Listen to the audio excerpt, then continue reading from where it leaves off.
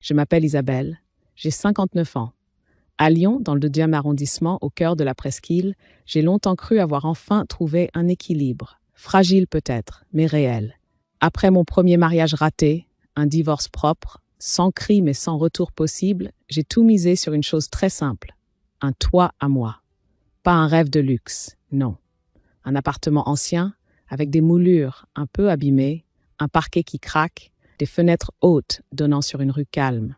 J'y investis mes économies, chaque euro gagné, chaque renoncement aussi. Ce lieu, je l'appelais intérieurement mon château. Pas par vanité, mais parce qu'il représentait ma sécurité. Puis Marc est entré dans ma vie. Marc avait ce regard fatigué des hommes qui ont déjà échoué une fois. Une douceur un peu maladroite, une façon de s'excuser d'exister. J'ai aimé ça. J'ai aimé sa retenue, sa gratitude quand je lui ai ouvert ma porte. Et avec lui, il y avait Chloé, sa fille, 16 ans, une adolescente silencieuse, le regard dur, toujours vissé à son téléphone. Je me suis dit, Isabelle fait un effort. Après tout, j'étais la femme adulte, celle qui devait apaiser. Au début, tout semblait possible. Nous dînions ensemble. Marc travaillait en périphérie de Lyon, partait tôt, rentrait tard. Chloé montait dans sa chambre sans un mot. Je respectais son espace. Je voulais être juste, pas envahissante, pas cette belle-mère caricaturale que l'on déteste par principe. Et puis, les premières fissures sont apparues. 3 voitures fracturées en moins de 2 mois dans le parking souterrain de l'immeuble. 3. La première fois, j'ai haussé les épaules. Ça arrive. La deuxième, j'ai mal dormi. La troisième, j'ai senti quelque chose se serrer dans ma poitrine. Je me suis mise à écouter les bruits la nuit. Les portes, les ascenseurs, les pas dans le couloir.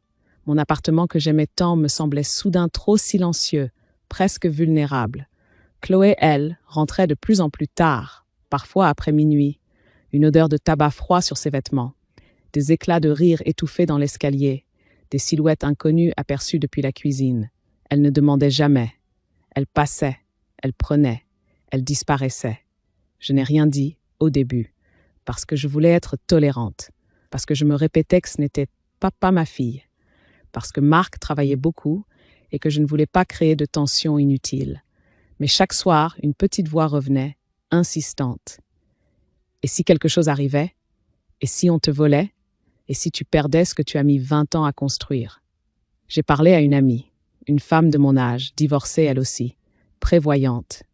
Elle m'a dit « Isabelle, à notre âge, la tranquillité n'a pas de prix. Protège-toi. » Alors j'ai commencé à envisager l'impensable, installer des caméras. Pas pour surveiller, non, enfin, pas officiellement. Pour me rassurer, pour dormir, pour protéger ce qui m'appartient. Je me suis convaincue que c'était rationnel, logique, responsable. Je ne voyais pas que cette décision allait fissurer bien plus que des murs. Elle allait toucher à quelque chose de plus fragile encore, la confiance, la place de chacun, et l'amour peut-être. Ce soir-là, seule dans mon salon, je regardais les ombres glisser sur les murs anciens de mon appartement. Je me suis demandé, sincèrement, si c'était votre maison, si c'était votre sécurité, qu'auriez-vous fait à ma place? Auriez-vous fermé les yeux ou protégé ce qui vous appartient, quitte à froisser ceux qui vivent sous votre toit? J'aimerais, vraiment, un conseil honnête. J'ai pris ma décision en 3 jours, pas plus. Le premier soir, j'ai fait semblant de regarder la télévision avec Marc, mais je n'entendais rien. J'entendais seulement la porte d'entrée, dans ma tête, comme un battement sourd. Clac, clac, clac. Le deuxième, j'ai compté les minutes avant le retour de Chloé. Je me suis surprise à espérer qu'elle ne rentrerait pas, et j'ai eu honte de moi. Le troisième, j'ai ouvert mon application bancaire, j'ai regardé ce que j'avais sur mon compte, et je me suis dit, c'est maintenant ou jamais. Mon ami m'avait parlé d'un installateur sérieux recommandé par plusieurs copropriétaires du quartier. J'ai appelé, voix calme, professionnelle, devis envoyé dans l'heure, 800 €. 800 € pour un peu de paix. Quand j'ai cliqué sur « Valider », j'ai senti un soulagement, presque coupable. L'installateur est venu un samedi matin, pendant que Marc faisait des courses. Je l'avais arrangé ainsi, comme si j'organisais une trahison domestique. Il a parlé de modèles, de résolution, d'angle mort, de stockage sécurisé, de notifications sur téléphone. Il a sorti des boîtes élégantes, blanches, presque innocentes. Arlo, le haut de gamme, moderne, discret. Je me revois lui montrer l'entrée, le couloir, le salon. Ici, madame, on a un champ parfait. Là, on couvre la baie vitrée. Je hochai la tête comme une cliente raisonnable. Et puis je me suis entendu dire, d'une voix que je ne reconnaissais pas tout à fait, « Je veux aussi dans la chambre de Chloé. » Il a marqué une pause. Une microseconde, mais je l'ai vu. Il m'a regardé, sans jugement, juste avec cette prudence de ceux qui savent que certaines demandes sentent la dispute. « Vous êtes sûre, madame ?» J'ai répondu trop vite. « Oui. » Dans ma tête, tout était déjà justifié. Chloé rentrait tard. Chloé fumait. Chloé ramenait des gens que je ne connaissais pas. Chloé claquait sa porte comme on claque une sentence. Et moi, je n'étais pas sa mère. Je n'avais aucun pouvoir affectif sur elle. Seulement, la clé de cet appartement et les factures à mon nom. Je me suis raconté que ce n'était pas surveiller, c'était prévenir. Que si quelque chose disparaissait un jour, je n'aurais pas à douter de moi-même. Que si elle faisait entrer quelqu'un de dangereux, je pourrais le prouver. Que si elle n'avait rien à se reprocher, alors elle n'aurait rien à craindre. Oui, je me le suis dit comme ça, avec une froideur presque juridique. La caméra dans sa chambre, je l'ai voulu discrète. Pas au plafond, pas en évidence. Sur une étagère, près des livres qu'elle ne lisait jamais. Un petit objet noir banal qui ressemblait à un chargeur ou à une enceinte miniature. L'installateur l'a fixé, a réglé l'angle vers le lit et la fenêtre. Il a fait un test. Sur mon téléphone, l'image est apparue, nette, trop nette. Un coin de chambre, un bout d'oreiller, la lumière grise de lion sur les rideaux. J'ai eu un frisson. Pas de peur, pas exactement. Plutôt la sensation d'avoir franchi une frontière. Mais je n'ai pas reculé. Quand Marc est rentré, j'ai annoncé les caméras avec une légèreté étudiée. Tu sais, avec les voitures fracturées en bas, je préfère qu'on soit prudent. Il a haussé les épaules, fatigué, rassuré par l'idée que je gérais. Oui, si ça te rassure. Je n'ai pas prononcé la phrase « dans la chambre de Chloé ». Je ne l'ai pas dite parce que je savais déjà que ce serait contesté. Et au fond, je savais que ce n'était pas complètement défendable. Le soir, Chloé est rentrée tard, comme d'habitude. Elle a traversé le salon sans me regarder. Je suis restée assise, immobile, le sourire figé comme une politesse. Elle a monté l'escalier intérieur, claqué sa porte, et moi, dans la cuisine, j'ai ouvert l'application, juste pour vérifier, juste une seconde. L'écran a affiché sa chambre, elle posait son sac, elle retirait sa veste, elle n'avait aucune idée. Aucune. Je me suis entendue respirer plus fort. Et dans ce souffle, il y avait quelque chose de dangereux. Une satisfaction. Cette impression absurde de reprendre le contrôle.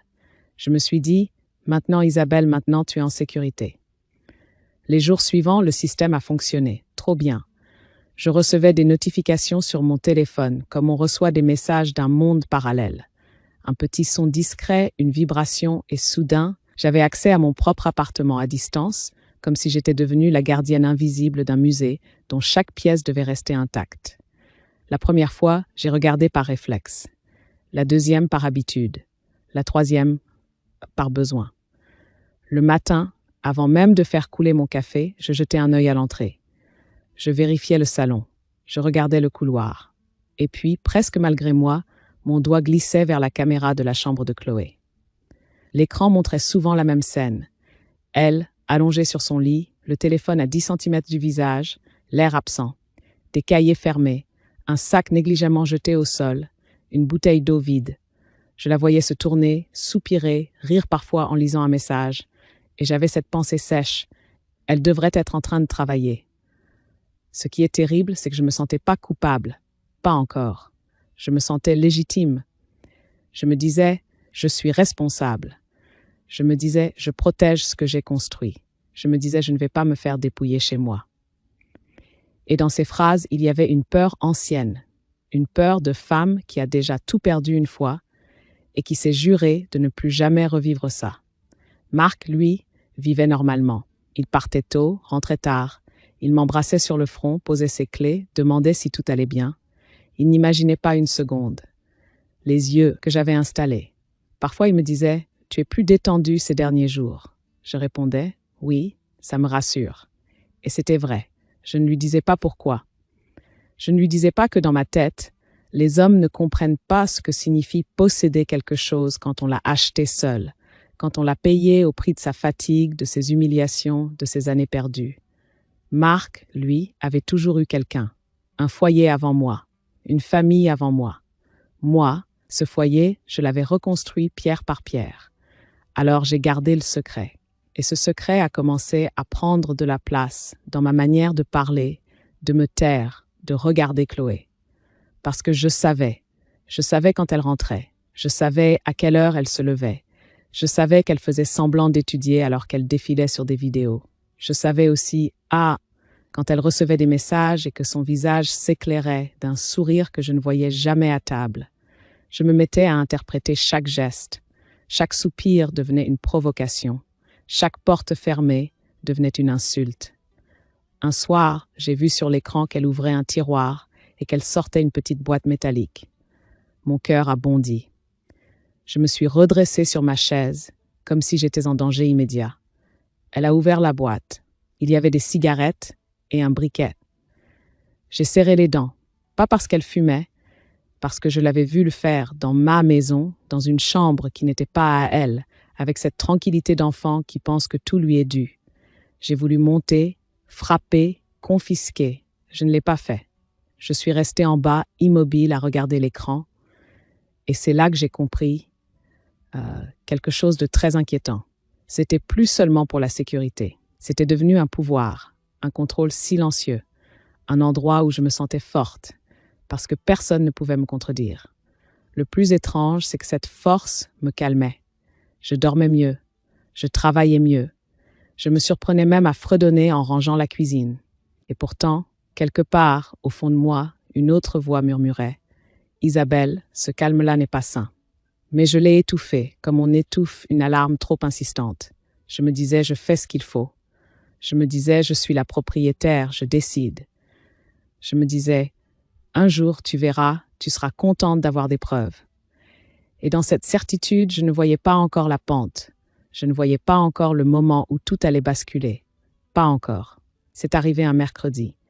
Je m'en souviens parce que la lumière était grise, cette lumière lyonnaise qui rend tout un peu plus froid, un peu plus net, comme si la ville elle-même vous obligeait à voir. Marc était parti travailler. J'avais une matinée calme. J'avais rangé, nettoyé, plié du linge avec cette précision presque maniaque qui me vient quand je suis anxieuse. Puis je me suis assise, un thé à la main, et j'ai ouvert l'application, sans même réfléchir. La caméra du salon montrait le vide. Le couloir, pareil. Et puis mon doigt a glissé vers celle de Chloé. Elle n'était pas seule. Un garçon, peut-être 17 ans, 18, assis sur son lit comme s'il y avait toujours été. Et une autre jeune fille, perchée sur le rebord de la fenêtre, chaussures sur le parquet, comme si le parquet n'avait aucune valeur. Ils riaient, ils chuchotaient, il se passait quelque chose que je n'ai pas distingué. Mon cœur s'est accéléré. Une montée de colère immédiate. Puis j'ai vu Chloé sortir de la chambre. Je l'ai suivie d'une autre caméra, celle du couloir. Elle descendait vers la cuisine, sans se presser, comme une reine dans un palais qu'elle aurait hérité sans payer le prix. Elle a ouvert le meuble bas, celui que je garde fermé à clé d'habitude, mais ce jour-là, je l'avais laissé en trouver. Une erreur. Une petite erreur domestique qui, dans une autre vie, n'aurait eu aucune importance. Chloé a sorti une bouteille de vin rouge de ma collection. Pas une bouteille ordinaire. Une bouteille chère, choisie à une foire au vin, gardée pour un dîner particulier, un anniversaire, un moment rare. Je l'ai reconnue comme on reconnaît un bijou volé. Je me suis levée d'un coup. Le thé a tremblé dans ma tasse. J'ai senti mon visage devenir brûlant. Je n'ai même pas pris le temps de réfléchir. J'ai monté les marches 4 à 4, le souffle court, la colère en avant comme une lame. Dans le couloir, j'ai entendu leur rire. Cette légèreté insupportable. J'ai poussé la porte de la chambre sans frapper. Ils se sont figés. Chloé tenait la bouteille contre elle, le tire-bouchon déjà en main. Les deux autres me regardaient avec des yeux ronds, surpris, comme si j'avais interrompu quelque chose de normal. « Qu'est-ce que tu fais ?» ai-je lâché, d'une voix plus forte que je ne l'aurais voulu. Chloé a haussé les épaules, insolente, presque amusée. Et là, j'ai commis l'erreur qui a tout déclenché. J'ai pointé du doigt l'étagère, le petit objet noir, La caméra. Ne fais pas l'innocente. Je sais exactement ce que tu fais. Il y a eu un silence lourd, le genre de silence qui ne dure qu'une seconde, mais qui change une vie. Les deux amis de Chloé ont regardé l'étagère, puis ils ont regardé Chloé, puis moi. La jeune fille a murmuré quelque chose comme un « C'est quoi ce délire ?» Et le garçon s'est levé, mal à l'aise. Chloé, elle, est devenue blanche. Pas de honte, pas de peur, une blancheur de dégoût. « Attends, tu m'espionnes » a-t-elle dit. Je n'ai pas répondu tout de suite. Dans ma tête, je pensais encore au vin, au prix, à la propriété, à mes règles. Je croyais être dans mon droit. Je croyais être ferme. Chloé a fait un pas vers l'étagère, les doigts crispés, et elle a fixé la caméra comme on fixe une chose sale. « Dans ma chambre » a-t-elle soufflé. « Dans mon lit » Sa voix tremblait. Mais ce n'était pas une fragilité, c'était une rage froide. Elle s'est tournée vers ses amis et j'ai vu l'humiliation apparaître sur son visage. Pas l'humiliation d'avoir été prise à voler du vin. Non, l'humiliation d'avoir été regardée, observée, dans un endroit où personne ne devrait entrer sans permission. « Sortez » a-t-elle dit aux deux autres, d'une voix sèche. Ils ont obéi, sans un mot, en évitant mon regard. La porte s'est refermée, et d'un coup, il n'y avait plus que nous deux. Moi et cette adolescente qui me regardait comme si j'étais devenue un monstre. « Tu es malade, Isabelle. Tu es vraiment malade. » Elle a craché ces mots comme une insulte. Et moi, je suis restée droite, raide, incapable de reculer. Parce que si je reculais, je devais admettre que je venais de franchir quelque chose d'irréparable. Je n'ai pas baissé les yeux. C'est étrange, avec le recul, je me revois comme une statue, raide, fière, presque froide, comme si reconnaître le moindre doute aurait fait s'écrouler tout ce que j'avais construit dans ma tête. Chloé me faisait face, les bras croisés, le visage fermé. Elle ne pleurait pas, elle ne criait plus. Cette retenue-là était bien plus inquiétante. « Tu n'as pas le droit » a-t-elle dit. Sa voix était basse, maîtrisée. Trop maîtrisée pour une adolescente. J'ai expiré lentement. « Ah !» comme on le fait avant de réciter une vérité qu'on estime indiscutable. Ici, c'est chez moi, Chloé. Je me suis entendue parler avec une précision presque administrative. J'ai acheté cet appartement. Je paie les charges, les impôts, l'électricité, tout. Ce n'est pas une colocation, ce n'est pas un foyer public. Elle a ouvert la bouche pour répliquer, mais je l'ai coupée. Je voulais aller jusqu'au bout de ma logique, jusqu'au bout de ma justification. Tu es mineur. Tu vis ici parce que je l'ai accepté, parce que j'ai ouvert ma porte. Si j'installe un système de sécurité, c'est pour protéger mes biens, pas pour te nuire. Elle a éclaté d'un rire sec, sans joie. Me protéger, en me filmant quand je dors, cette phrase, elle m'a traversée, mais je n'ai pas cédé. Si tu n'as rien à cacher, tu n'as rien à craindre. Je l'ai dit, oui, je l'ai vraiment dit. Je me souviens de son regard à ce moment-là, un regard qui ne demandait plus d'explication, un regard qui jugeait. Tu sais ce que c'est, la vie privée ? La vie privée, ai-je répondu, ce n'est pas un droit gratuit quand on dépend des autres. Je sentais mon cœur battre plus vite, mais ma voix restait étonnamment stable. Quand tu auras 18 ans, quand tu travailleras, quand tu paieras un loyer, tu feras ce que tu voudras. Tu prendras un studio, tu fermeras ta porte. Tu vivras sans règles. Je me suis approchée d'un pas. Mais ici, tant que tu es sous mon toit, tu respectes mes règles. Il y avait quelque chose de presque pédagogique dans mon ton, comme si je donnais une leçon de réalité, comme si j'étais convaincue de faire œuvre utile. Chloé a secoué la tête lentement. Tu confonds tout. Elle a marqué une pause. Tu confonds être propriétaire et être humaine. Ces mots m'ont heurté plus fort que je ne l'aurais admis, mais j'ai choisi de les ignorer. Ce que tu as fait aujourd'hui, ai-je poursuivi, voler une bouteille qui ne t'appartient pas, faire entrer des gens sans autorisation, ça suffit à justifier que je contrôle ce qui se passe chez moi.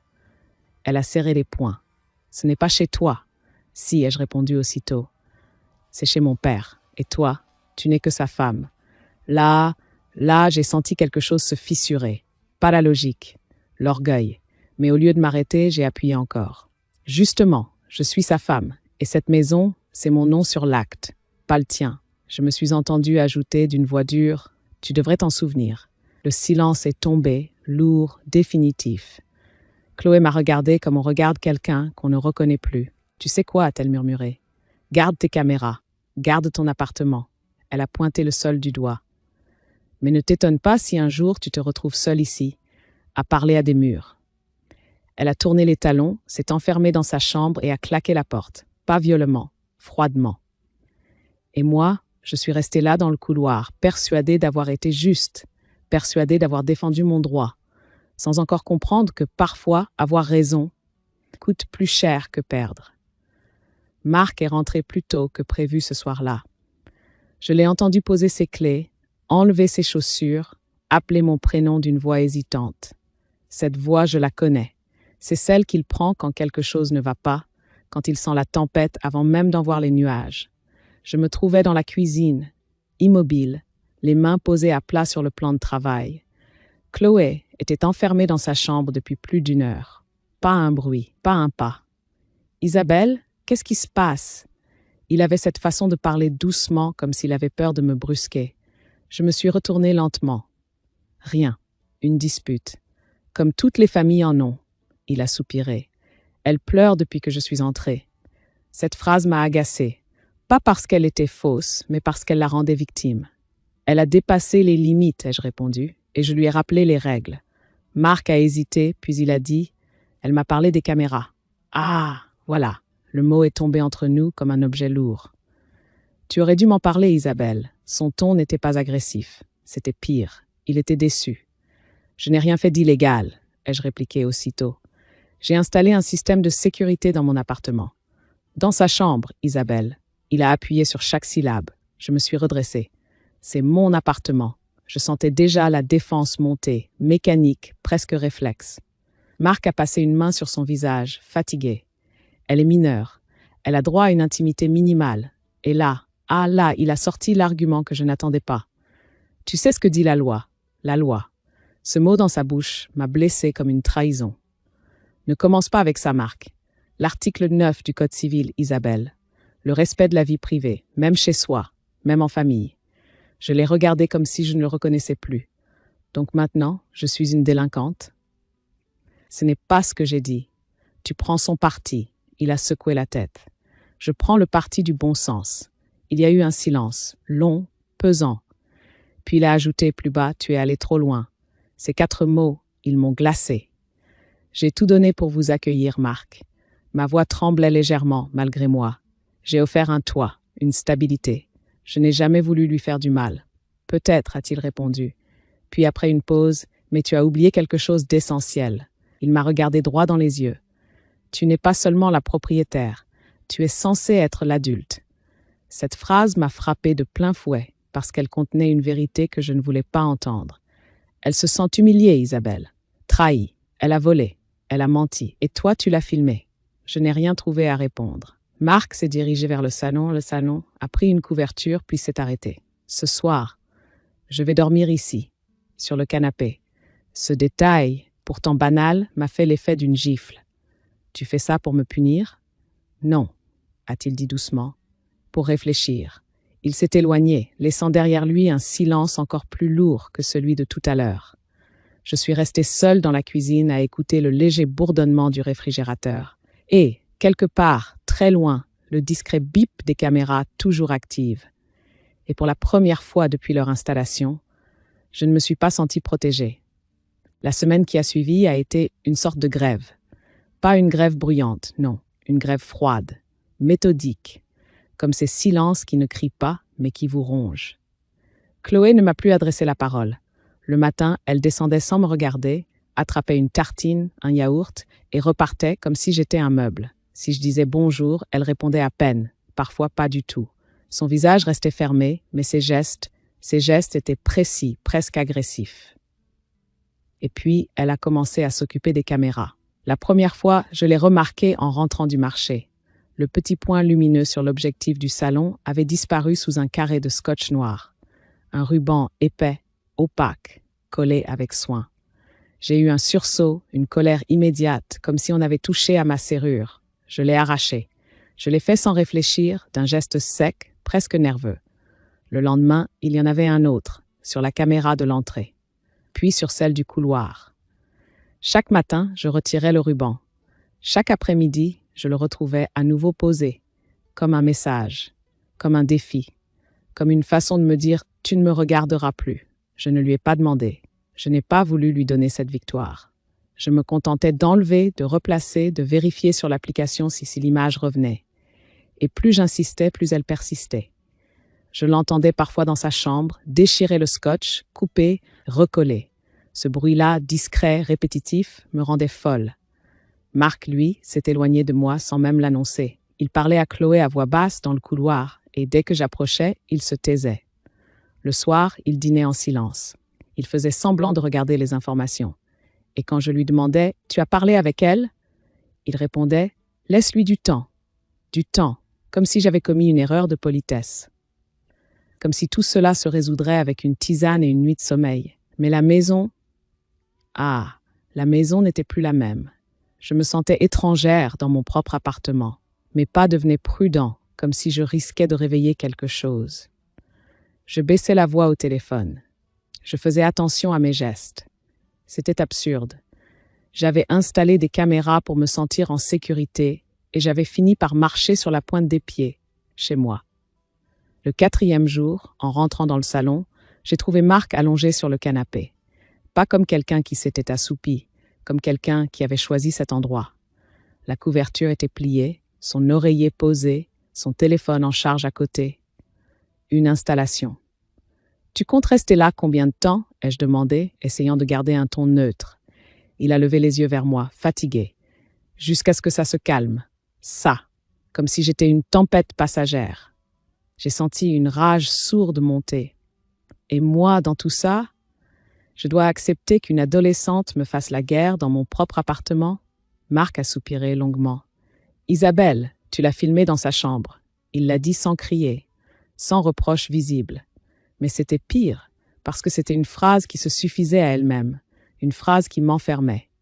La nuit, je n'arrivais plus à dormir. Je regardais le plafond, j'écoutais les bruits. Je sentais le poids de l'appartement vide autour de moi, malgré leur présence.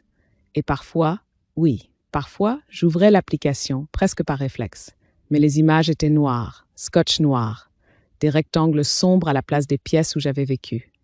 Et là, au milieu de ces écrans aveugles, je me suis surprise à penser quelque chose de terrible. Ils sont en train de prendre ma maison. Pas légalement, pas encore, mais émotionnellement.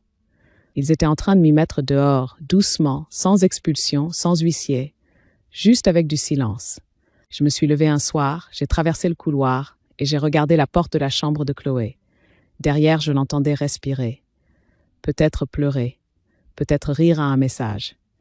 Et moi, je me suis demandé, ils sont ma famille ou des invités qui me punissent d'avoir voulu rester maîtresse chez moi?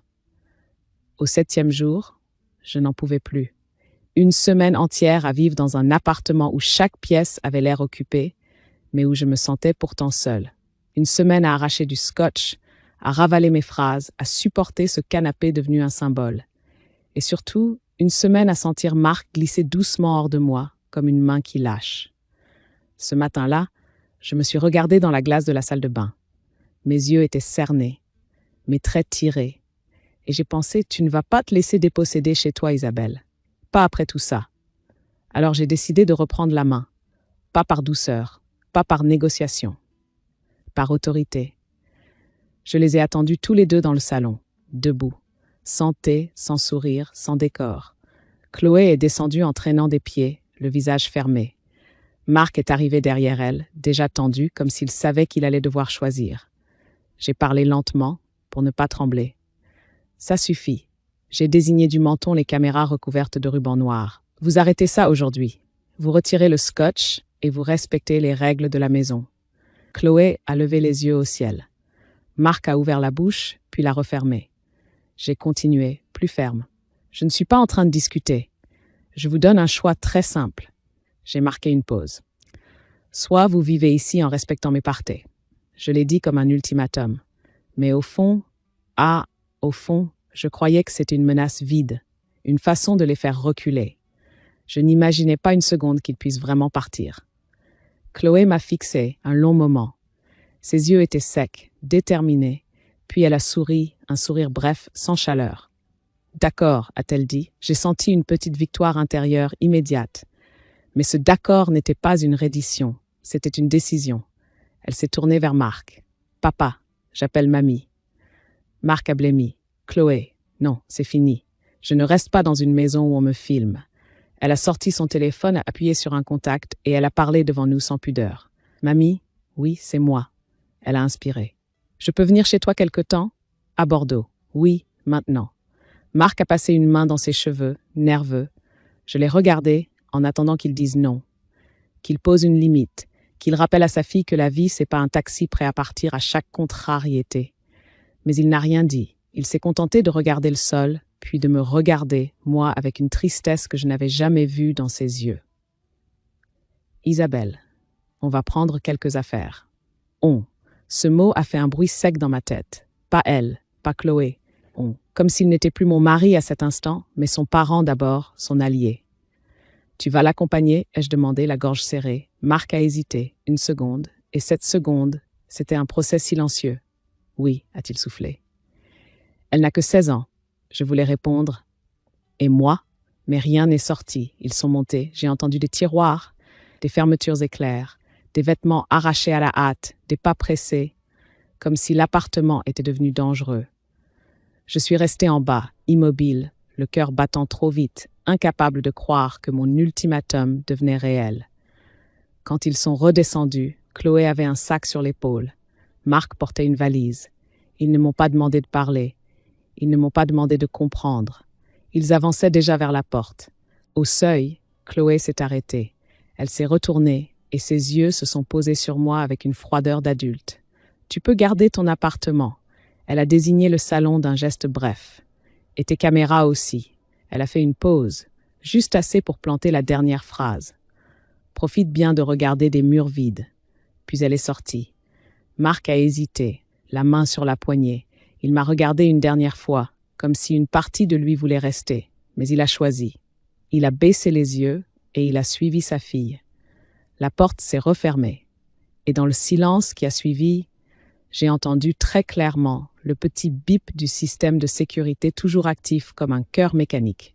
Ils sont partis un vendredi. Je le sais parce que le lendemain, la ville s'est remplie de cette agitation du week-end et moi, je suis restée immobile, comme si j'avais raté un train que je n'avais pas vu venir. La première nuit, je n'ai pas éteint les lumières. Je laissais des lampes allumées dans le salon, dans le couloir, comme on le fait quand on a peur ou quand on espère que quelqu'un va revenir, ne serait-ce que pour dire « on s'est emporté ». Mais personne n'est revenu. Le lendemain matin, j'ai fait du café pour 3 par habitude. Puis j'ai regardé les tasses. 2 sont restées propres. J'ai senti une boule remonter dans ma gorge. Je l'ai avalée. Je me suis forcée à respirer, à être digne. Je me suis dit, tu as tenu bon, tu as protégé ton bien, tu as posé des limites. Je me le répétais comme une prière. Et puis, je me suis assise sur le canapé, le même canapé où Marc avait dormi toute la semaine. Et j'ai ouvert l'application des caméras. Un geste automatique, comme on ouvre une porte pour vérifier qu'elle est bien verrouillée. L'écran s'est allumé. Entrée, vide, salon, vide, couloir vide, cuisine vide. Tout était net, silencieux, parfaitement cadré et terriblement inutile. Je suis restée quelques secondes à fixer ces images. Ce que j'avais acheté pour me rassurer ne me montrait plus rien à protéger, rien à surveiller, seulement l'absence, à répétition, sous différents angles. Et puis, l'historique a chargé. Les enregistrements des dernières heures, du dernier jour. Je ne sais pas pourquoi j'ai cliqué. Peut-être par masochisme. Peut-être pour me prouver que j'avais eu raison. Peut-être pour trouver une faute, un moment qui me donnerait le droit de rester dur. La vidéo s'est lancée. Marc dans le couloir, Chloé près de la porte. Ils attendaient l'ascenseur. Il avait posé une main sur son épaule. Un geste simple, protecteur. Chloé avait le visage fermé, mais elle se laissait faire. Puis Marc a levé la tête et il a regardé vers la caméra. Pas un regard furtif, un regard long, plein.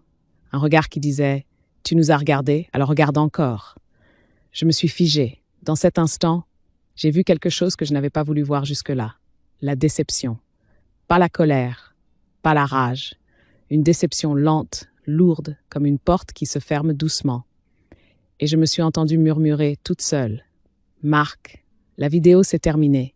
L'écran est revenu à l'image fixe du couloir vide. Et j'ai réalisé avec une lucidité brutale que la caméra n'avait pas protégé mon château. Elle avait enregistré sa chute. Je me suis levée et j'ai traversé l'appartement. La chambre de Chloé était rangée à la va-vite, un cintre oublié, une odeur de parfum adolescent encore suspendue dans l'air. La salle de bain semblait trop grande. Le salon était silencieux, sans télévision, sans voix, sans dispute. Je me suis surprise à écouter l'ascenseur dans la cage d'escalier, comme si j'attendais leur retour. Chaque bruit dans l'immeuble me faisait tourner la tête. Puis, rien. Et c'est là que j'ai compris l'ironie la plus cruelle. Je n'avais plus peur des voleurs. J'avais peur du vide. Je me suis assise à la table de la cuisine, celle où j'avais défendu mes règles, mon droit, mon nom sur l'acte. Et j'ai posé mes mains sur le bois, comme pour m'ancrer. J'ai pensé, tu as gagné. Et cette pensée m'a fait mal, parce qu'elle avait le goût d'une défaite. Les caméras bipaient parfois, discrètement, quand une notification se déclenchait pour un mouvement dans le couloir commun, une lumière qui change, un reflet, des alertes inutiles, des sursauts pour rien. Et dans le silence, une phrase est revenue, obstinée comme un poison. Profite bien de regarder des murs vides. J'ai ouvert l'application une dernière fois, juste pour vérifier, comme si par miracle un écran allait s'allumer sur Marc et Chloé revenant avec des sacs de courses comme avant. Mais non, seulement mon appartement, mon château. Et moi, au milieu, petite vieille propriétaire et incroyablement seule. Je suis restée seule 2 semaines. 2 semaines, ce n'est rien, sur une vie. Et pourtant, j'ai eu l'impression de vieillir de 10 ans. Parce que ce n'était pas seulement l'absence de Marc, ni même celle de Chloé. C'était l'écho de leur départ, qui résonnait dans chaque pièce, à chaque heure. Le matin, j'entendais encore la porte de la salle de bain, comme si Marc allait sortir en ajustant sa chemise. Le soir, je tournais la tête au moindre bruit dans le couloir, persuadée que Chloé allait descendre réclamer une assiette, une bouteille d'eau, une permission qu'elle ne demandait jamais. Mais rien ne venait.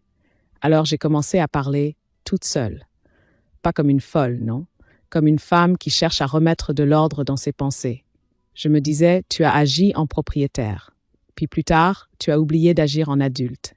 Cette phrase revenait souvent, et elle me faisait mal. Car oui, je peux bien invoquer la sécurité, les voitures fracturées, la peur, l'argent. Je peux bien me raconter que j'ai fait ce qu'il fallait. Mais la vérité, c'est que j'ai installé une caméra dans l'espace le plus intime d'une adolescente. Et qu'à cet instant-là, j'ai cessé d'être une femme aimante pour devenir une femme qui contrôle. Je comprends mieux maintenant une chose simple. Une maison se protège avec des serrures, des alarmes, des contrats, mais une famille se protège autrement, avec des frontières posées à voix haute, avec des règles expliquées, avec du respect, même quand on est en colère. J'aurais pu installer des caméras à l'entrée, dans le salon, dans le couloir. J'aurais pu dire à Marc, je suis inquiète. Aide-moi à mettre des limites à Chloé. Aide-moi à me sentir en sécurité. J'aurais pu surtout parler à Chloé. Lui dire, je ne suis pas ta mère, mais je suis la femme qui t'héberge. J'ai besoin de confiance. Donne-moi des raisons de ne pas avoir peur. Au lieu de ça, j'ai choisi le silence et la surveillance. Et j'ai cru que le droit de propriété pouvait remplacer la confiance. C'est une illusion très répandue chez les femmes venues après, celles qui arrivent dans une famille déjà construite, avec ses habitudes, ses blessures, ses loyautés invisibles. On croit qu'il suffit de tenir la maison pour tenir la famille. On croit que le papier, le nom sur l'acte, le « c'est chez moi » suffit à légitimer nos décisions. Mais dans une famille recomposée, ce n'est jamais aussi simple. Parce que Chloé n'était pas seulement une adolescente insolente, elle était le lien de Marc avec son passé. Et moi, j'ai touché à ce lien sans comprendre. Quand Marc a choisi sa fille, ce n'est pas seulement qu'il m'a abandonnée, c'est qu'il a obéi à quelque chose de plus ancien que moi. L'instinct de protéger son enfant, surtout quand il croit que cet enfant est en danger. Et moi, dans cette histoire, je me suis retrouvée face à une question terrible. Comment garder ma dignité, mes limites, mon besoin de sécurité, sans devenir une geôlière dans ma propre maison? Aujourd'hui, les caméras sont toujours là, je pourrais les enlever, je pourrais tout arrêter. Mais ce n'est pas seulement un système électronique maintenant, c'est le symbole de ma peur, de mon besoin de maîtriser pour ne pas souffrir. Je ne veux pas perdre Marc, je ne veux pas non plus vivre comme une invitée dans ma propre vie. Alors je vous le demande, vraiment, avec une honnêteté qui me coûte. Si vous étiez à ma place, qu'auriez-vous fait? Est-ce que vous pensez que j'ai franchi une limite irréparable ou est-ce qu'il existe encore une manière de réparer sans me renier? Et surtout, comment fait-on, à presque 60 ans, pour apprendre cette leçon si tard qu'on peut posséder une maison, mais qu'on ne possède jamais le cœur des autres? Cette histoire d'Isabelle s'arrête ici, mais le débat, lui, ne fait que commencer. En tant qu'administrateur de la chaîne, je veux être très clair avec vous. Isabelle n'est ni une femme cruelle, ni une héroïne irréprochable. Elle est surtout réelle. Réelle dans ses peurs, dans ses maladresses, dans cette solitude que beaucoup découvrent trop tard. Ce récit nous rappelle une chose essentielle. Vouloir se protéger n'est pas un tort, mais confondre sécurité et contrôle peut coûter très cher. Dans les familles recomposées, l'équilibre est fragile. Il suffit parfois d'un seul mauvais choix, fait pourtant avec de bonnes raisons, pour fissurer durablement un couple, une relation, une confiance. Alors prenons un instant pour réfléchir ensemble. Si vous aviez été à la place d'Isabelle, auriez-vous agi différemment? Pensez-vous que la protection des biens peut justifier une atteinte à l'intimité? Marc a-t-il fait le bon choix en suivant sa fille ou a-t-il abandonné trop vite son épouse? Et surtout, selon vous, Isabelle peut-elle encore réparer ce lien sans renoncer à sa dignité? Votre opinion compte, vraiment. Parce que derrière cette histoire, il n'y a pas seulement des personnages, il y a des vies qui ressemblent peut-être à la vôtre. Nous vous invitons à partager votre point de vue dans les commentaires. Et si, vous aussi, vous avez vécu une situation similaire, en tant que parent, beau-parent ou enfant, n'hésitez pas à nous écrire. Votre histoire pourrait être la prochaine voix que nous ferons entendre. I'm stuck on the crack. I got the crack first time before. Ooh. Oh my god, Andy is my good luck charm. Andy is my good luck charm. No comment. Oh, really? Oh, babes. Wait, I'll message you. Well, message me now and I'll message you after stream, yeah?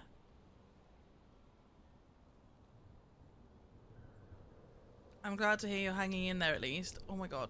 Don't die. There we go. Okay, guys, we're up the crack. Panic over. We're back up the crack. We're past the worst of it. Okay. Oh my god. Oh my god. Imagine if I'd flood that and I'd fell. I would have shit a brick. I hate that he makes when he falls. Like, stop it! Stop that now. Whip, whip, whip, whip, whip. See, making the noises does help. Whip. Okay, we're parked. Okay. Well, I've just been shouting I'm really good at getting up the crack, so, you know. I fear this game has moments like that. I just hate the fact that I can't get past the orange. I'll be happy. Even if I don't finish this game, if I can just get past the orange, I'll be happy. There's so many people who have completed this game. There's a challenge that if you... Hello, can you... Thank you.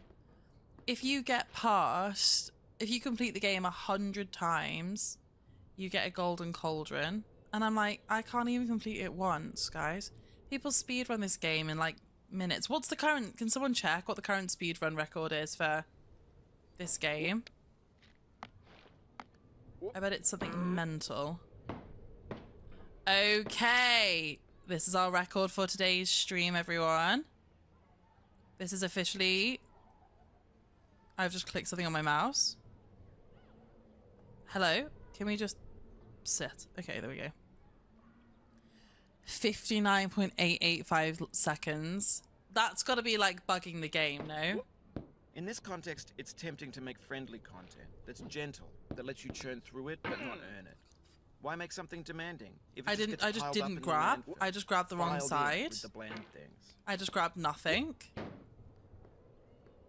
Okay, but we've done this now. Look, we're straight back there. Okay, that's fine. I never missed that.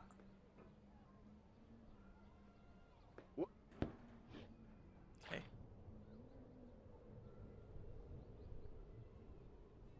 Let's just take this a bit more chill.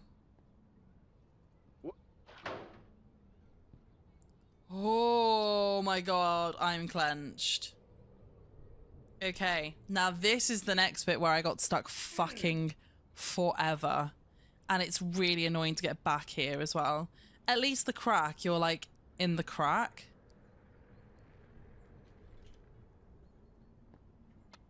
Come on, first When try, get it, games first were try. new, they wanted a lot Yes! from you. Daunting, haunting you, resetting, training you. Players played so. Now Yeah, everyone's turned off Quap. I by mean, that. this game is They like wanna got to burn be through it inspired by quickly. Quap in ways, Quick right? Fix for the fickle, some tricks Wait, for the was clicks of Quap? the feckless. Quap was there at Bennett Foddy as That's well, not right? You. You're an acrobat. We You were could talking about this the swallow other a day, baseball right? bat.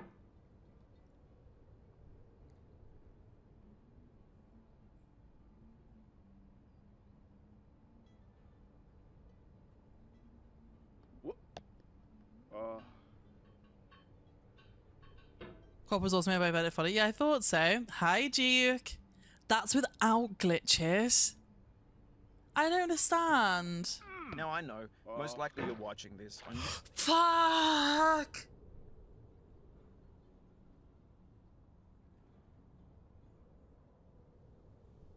Oh, that was a rough one. YouTube or Oh, Twitch. I don't think I've done while that some dude before. with 10 million views does it for you. Like a baby bird No, being fed this chewed dude up does food. not have 10 million views. Can you make That's a cozy culture too. game? Baby Steps was cozy. I enjoyed Baby Steps a lot. I can't lie. I liked Baby Steps more than I like this fucking shit. Bennett. Okay, Bennett. It's either like Souls games or Bennett Foddy. Like, those are the games that just like make you miserable, right? Yeah, there we go. Whoa. This fucking shit.